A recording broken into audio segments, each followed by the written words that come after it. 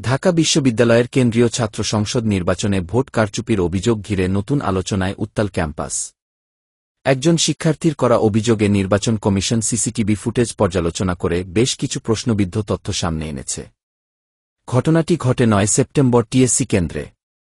অভিযোগ ওঠে, একজন ছাত্রী ব্যালট নেওয়ার পর বুথে প্রবেশ করে দেখেন তার ব্যালটে আগেই ২ প্রার্থীর পক্ষে ক্রস চিহ্ন দেওয়া।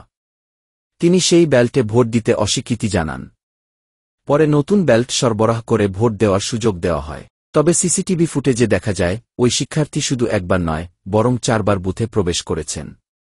প্রথমবার ৪০ সেকেন্ড, দ্বিতীয়বার ১ মিনিট ৬ সেকেন্ড, তৃতীয়বার ২ সেকেন্ড এবং চতুর্থবার প্রায় ১০ মিনিটেরও বেশি সময় ধরে বুথে অবস্থান করেছেন।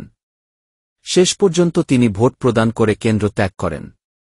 চিফ রিটার্নিং অফিসার অধ্যাপক ড. মোহাম্মদ জসিম উদ্দিন জানিয়েছেন, শিক্ষার্থীর এই কর্মকাণ্ড সন্দেহজনক মনে হয়েছে।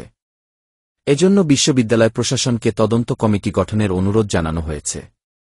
প্রাথমিকভাবে ঘটনাটি নিয়ম মেনে মীমাংসা হলেও বিস্তারিত খতিয়ে দেখা হচ্ছে। ডাকসু নির্বাচন সবসময় আলোচনার কেন্দ্রবিন্দু। এবারও ভোট কারচুপি নিয়ে বিতর্ক নতুন প্রশ্ন তুলেছে।